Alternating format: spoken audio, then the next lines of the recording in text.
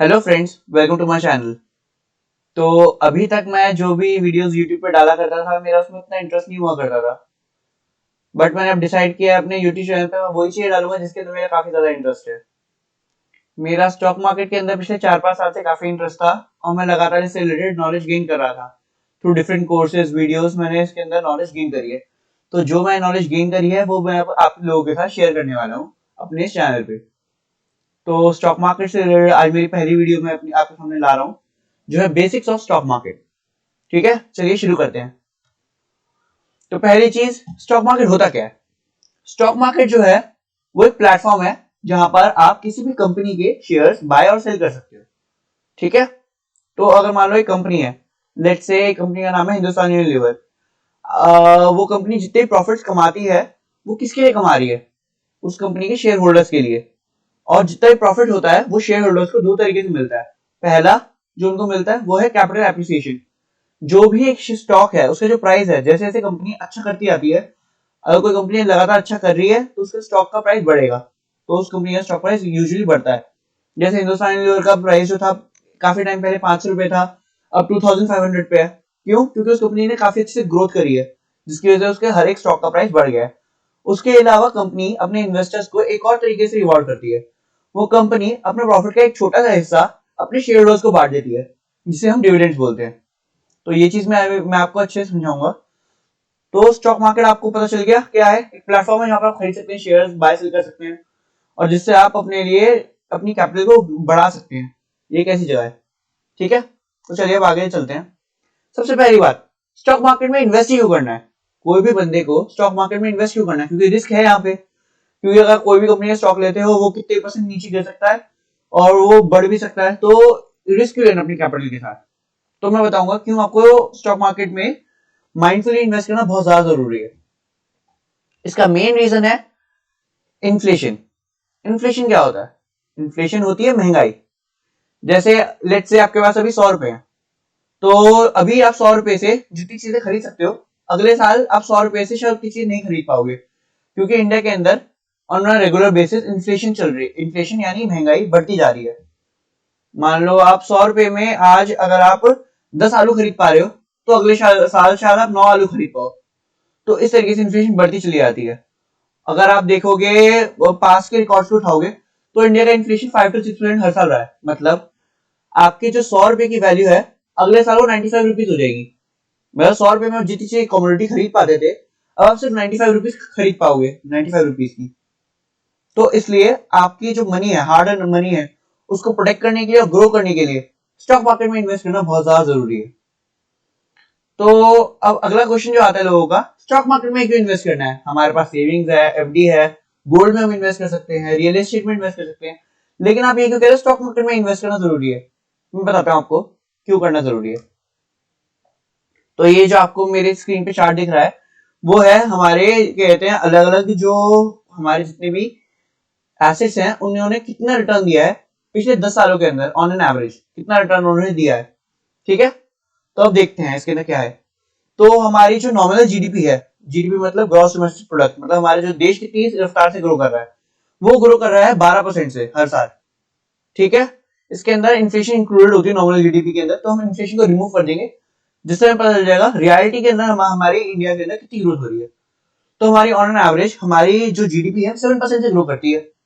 मतलब हमारा देश जो है वो 7% से हर साल आगे बढ़ रहा है, जो बहुत ही बढ़िया है। क्यों? क्योंकि हमारी इंडिया जो इकोनॉमी है वो एक ग्रोथ इकोनॉमी है, डेवलपिंग इकोनॉमी है। ठीक है, तो देश बढ़ा है 7% से, आपका रियलिटी में पैसा कितने से बढ़ रहा है? अगर आप अपना पैसा सेविंग अकाउंट में रख रहे हो, आपको 3% इंटरेस्ट मिल रहा है उसमें, वो तो इन्फ्लेशन में बीट नहीं कर रहा। आपका पैसा बैंक में पड़े पड़े 2% हर साल डिप्लीट हो रहा है। इसके अंदर सिर्फ आपका लॉस है। तो अलग अलग एसेट्स में अपनी कैपिटल को एलोकेट करना बहुत इंपॉर्टेंट हो जाता है। तो इसलिए अब देखते हैं हम अलग अलग एसेट क्लास ने हमें कैसा रिटर्न दिया है। सबसे पहले हम आ जाते हैं रियल एस्टेट के ऊपर।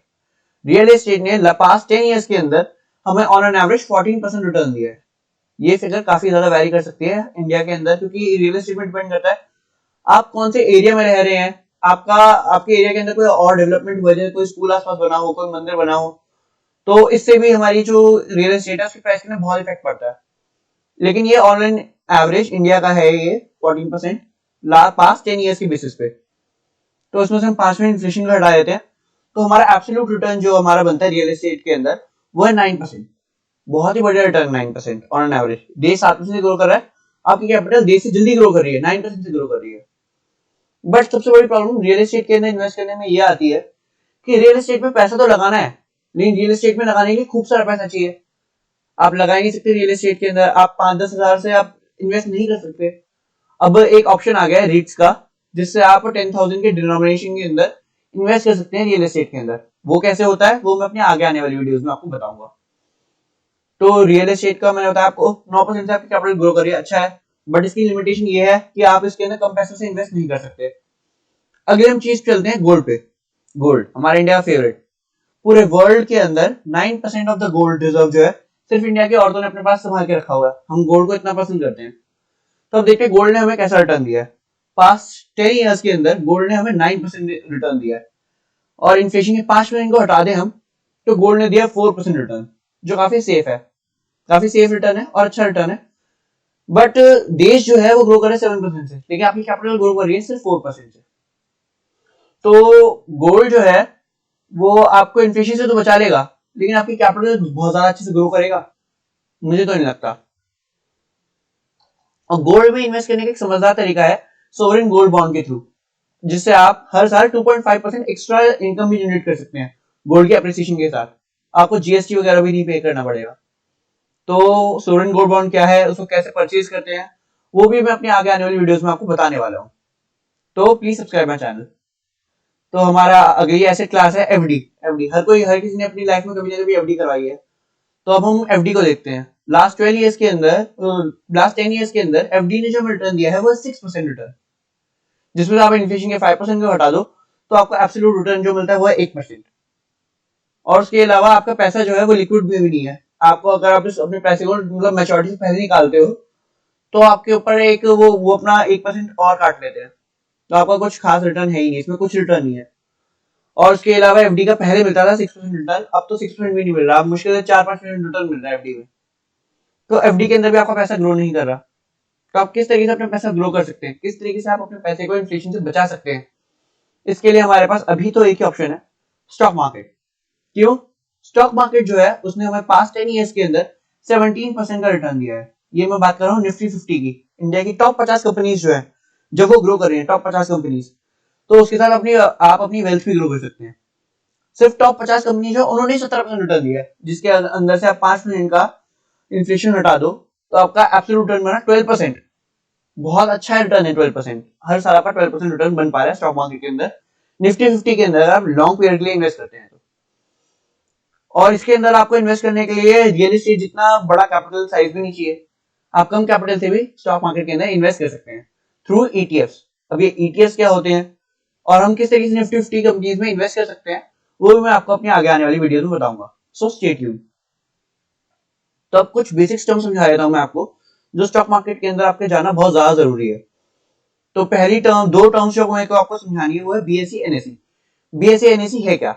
ये दोनों स्टॉक एक्सचेंजेस हैं, बॉम्बे स्टॉक एक्सचेंज और नेशनल स्टॉक एक्सचेंज। इनका हेडक्वार्टर दोनों का मुंबई में ही है। और ये दोनों जो है आप इन दोनों से ही अपनी किसी कोई भी अगर आप स्टॉक लेते हैं स्टॉक मार्केट के अंदर, आप इन दोनों से ही लेते हैं। दोनों के अंदर ही ऑलमोस्ट सारे स्टॉक्स हैं और सभी स्टॉक का सेम प्राइस ये होता है। तो आप किसी भी कहते प्लेटफॉर्म से खरीद सकते हैं अपना कोई भी स्टॉक। अब कैसे डीमैट अकाउंट बनाना है, डीमैट से शेयर कैसे लेना है, वो भी मैं आपको लाइव करके जरूर दिखाऊंगा अपनी आगे आने वाली वीडियोस में। अब आपको हो सकता है ये डर लगता हो कि अगर आपने अपनी किसी प्लेटफॉर्म से, जैसे जीरोधा हो गया, अब स्टॉक लिया, उस प्लेटफॉर्म से अगर आप कोई भी स्टॉक परचेज करते हैं तो वो अगर मान लो कंपनी बंद हो गई तो आपके स्टॉक कहाँ गए, आपकी इन्वेस्टमेंट कहाँ गई, ये डर कई इन्वेस्टर्स को लगता है। तो मैं आपको बता देता हूँ, अगर अब स्टॉक्स या फिर जीरोधा बंद भी हो गए तो भी आपको चिंता करने की कोई जरूरत नहीं है, क्योंकि जितने भी स्टॉक्स होते हैं वो, जितने भी ये ट्रेडर्स, जितने भी प्लेटफॉर्म है, ट्रेडिंग प्लेटफॉर्म, यहाँ पर स्टोर, ये अपने पास स्टोर नहीं करते। आपके जितने भी स्टॉक्स हैं वो सीडीएसएल और एनएसडीएल के पास स्टोर हो जाते हैं। सीडीएसएल और एनएसडीएल क्या है? Central depository stock limited and national stock depository limited, शायद ऐसी कुछ फुल फॉर्म है इनकी। और ये दोनों जो है अपने पास आपके शेयर स्टोर करके रखते हैं। तो अगर मान लो जीरोधा या स्टॉक बंद भी हो गए तब भी आपके जितने भी स्टॉक्स हैं वो इनके पास सेफ रहेंगे। ठीक है, इनकी फुल फॉर्म क्या है वो मैं आपको बता दूंगा, मेरे को अभी ध्यान नहीं आ रही एग्जैक्टली फुल फॉर्म क्या थी। तो अब आगे चलते हैं टर्म्स पे। अगली टर्म है बुल्स क्या होते हैं, बियर्स क्या होते हैं। तो जिन लोगों को लगता है हमारी इंडिया की इकोनॉमी ग्रो होगी, इसके साथ साथ हमारी इंडिया की कंपनीज ग्रो होंगी, तो वो अभी पैसे लगा रहे हैं कंपनीज के अंदर, और ताकि वो फ्यूचर में ग्रोथ देख पा रहे हैं और वो फ्यूचर के लिए इन्वेस्ट कर रहे हैं कि जैसे जैसे इनकी प्राइस बढ़ेगी वैसे वैसे वो अपनी इनकम बढ़ाएंगे। तो जो भी लोग ये सोचते हैं कि इंडिया की मार्केट बढ़ेगी, स्टॉक मार्केट आगे जाके और बढ़ेगी, मतलब प्राइस बढ़ेगा उनका, तो वो सब है बुल्स। और बियर्स वो हैं जिनको लगता है कि इंडिया के अंदर बहुत सारी प्रॉब्लम है, करप्शन है, यहाँ की कंपनियां सर्वाइव नहीं कर पाएंगी, नेशनल मतलब वर्ल्ड की कंपटीशन को फेस नहीं कर पाएंगी। जिन लोगों को ऐसा लगता है और जिन लोगों को लगता है कि ये कंपनी डूब जाएगी या फिर इसके स्टॉक प्राइस कम हो जाएगा, तो वो लोग बियर्स होते हैं। तो वो करते क्या है कि वो स्टॉक को पहले शॉर्ट कर देते हैं, सेल कर देते हैं मतलब, और बाद में बाय कर लेते हैं कम प्राइस पे। जिन जो ये लोग ये एक्सपेक्ट करते हैं तो वो बियर्स होते हैं। अभी ये शॉर्ट सेलिंग क्या होती है और किस तरीके से एक स्टॉक को शॉर्ट करना है, वो मैं आपको अपनी आगे आने वाली वीडियोस में बताऊंगा। तो अगली टर्म जो हम बहुत ज्यादा यूज करते हैं स्टॉक मार्केट के अंदर, वो है केगर, CAGR, compounded annual growth rate. इसका मतलब क्या होता है, अगर आप 5 ईयर केगर देख रहे हैं किसी भी कंपनी का, किसी भी स्टॉक का, तो इसका मतलब ये है ऑन एन एवरेज हर साल उस स्टॉक ने कितना रिटर्न दिया है 5 साल के अंदर। ठीक है, तो केगर यही हो गया, एवरेज ग्रोथ कितनी हो गई। उसके बाद डिविडेंड, डिविडेंड आपको मैंने बता ही दिया, प्रॉफिट का एक हिस्सा होता है। अगर कोई भी कंपनी, मान लो एक कंपनी है जिसका नाम है आप ले लीजिए हिंदुस्तान यूनिलीवर ले लीजिए, अगर उस कंपनी ने 1,000 करोड़ रुपए कमाए और उसने डिसाइड किया हम तो 900 करोड़ रुपए री इन्वेस्ट कर देंगे अपनी कंपनी के अंदर ताकि कंपनी ग्रो हो सके, और 100 करोड़ रुपए हम अपने शेयर होल्डर्स में बांट देंगे, तो वो जो बांटेंगे हर एक शेयर होल्डर्स को जितने पैसे देंगे वो होगा डिविडेंड। ये आपकी पैसिव इनकम बनाने में हेल्प करता है। ठीक है, अब डिविडेंड से आप पैसिव इनकम कैसे क्रिएट कर सकते हैं, ये भी एक अच्छा टॉपिक है वीडियो बनाने का, तो मैं इस पर जरूर वीडियो बनाऊंगा। तो अब जानते हैं कि आप कब रेडी हैं स्टॉक मार्केट में इन्वेस्ट करने के लिए। अगर आपको स्टॉक मार्केट में इन्वेस्ट करना है, उससे पहले आपको इन 4 बॉक्सेस पर टिक करना पड़ेगा। सबसे पहला, डेट रिपेमेंट करना, मतलब अगर आपने कोई भी उधार ले रखा है पहले, तो आप पहले उस उधार को चुका दीजिए। सबसे बढ़िया काम ये कीजिए, उधार चुका दीजिए। ठीक है, कभी भी उधार लेके स्टॉक मार्केट में इन्वेस्ट नहीं करना। तो अगली चीज हम देखते हैं वो है इमरजेंसी फंड क्रिएट करना।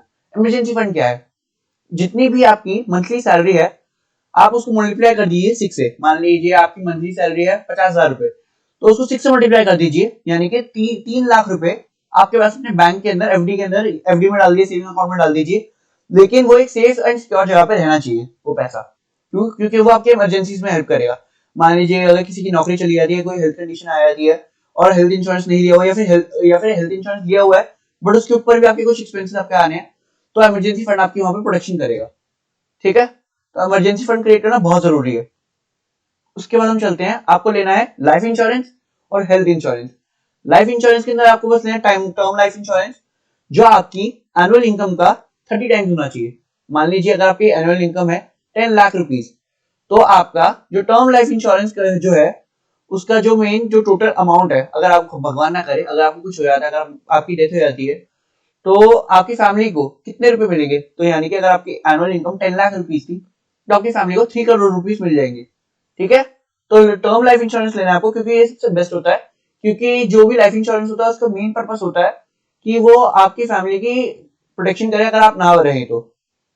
और अगर आप यूलिप प्लान लेंगे वो आपके लिए सही है, क्योंकि यूलिप प्लान के अंदर होता ये है कि वो आपको कहते हैं हम स्टॉक मार्केट में इन्वेस्ट करेंगे आपके पैसे, बट वो बहुत ज्यादा कमीशन देते हैं। और उसके अलावा जो भी लाइफ इंश्योरेंस है उसका मेन पर्पस ये नहीं होता कि वो आपकी वेल्थ ग्रो करे या फिर आपको वैसे पैसे वापस मिल जाए।